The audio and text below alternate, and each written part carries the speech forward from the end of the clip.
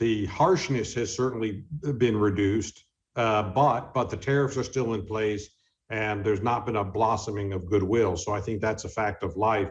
I would say this, though, e-commerce is agnostic, and during the height of the trade friction under President Trump, the Chinese government made no moves to punish or boycott or harm U.S. brands. So if you talk to the U.S. brands that are serious about China, Nike or Procter & Gamble or Budweiser, they are having the best year ever in China because the market continues to boom. Consumer segment continues to exercise their purchasing power, and there's no government push at all to say boycott American goods. I think it really depends on the sector. You see retail goods booming in China, you see agricultural products booming in China, hospitality booming in China. So there are a few sectors where the U.S. brands and the international brands do extremely well. Other sectors where it's a lot tougher.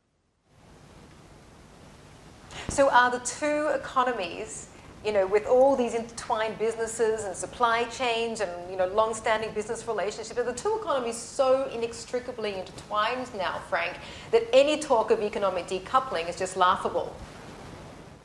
Well, I'll say this, it doesn't make economic sense, but there's always a political temptation. I think both countries are subject to sort of nationalist impulses where, it might be emotionally driven or it might be driven just out of unhappiness or whatever. But we saw this under President Trump. I'm afraid those tariffs got put in place and then China responded with its tariffs. So there was some downward pressure on the relationship. That's far away from decoupling, though. That's certainly not a rupture or break, but it just put downward pressure. So I think it's very unlikely, but I think both Beijing and Washington are subject to nationalist tendencies that might inflame some of this negative sentiment. So far, in the near term, right now, I think we're in reasonably good shape, and the merchants and the consumer good companies can get into the market and really have a very successful year. So put your former U.S. Undersecretary of Commerce cap back on then, Frank. What advice would you give the Biden administration with its policies towards China? I would say this. I would say don't step away from the issues. There are some serious trade issues there, and I think a lot of President Trump's criticisms were valid.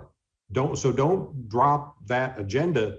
But I do think of the same breath that it'd be wise to remove the tariffs, because the tariffs hurt American businesses, American consumers, American workers, just as they hurt the Chinese economy. So I'd say if we can just have a mutual reduction in those tariffs, we're going to have a better working relationship. And then let's start tackling some of these trade issues one by one and help China move to world norms. By the way, Xi Jinping has said that he wants to reduce tariffs in China and he wants to move China to these world norms. So let's hold him to his word and let's move that process along.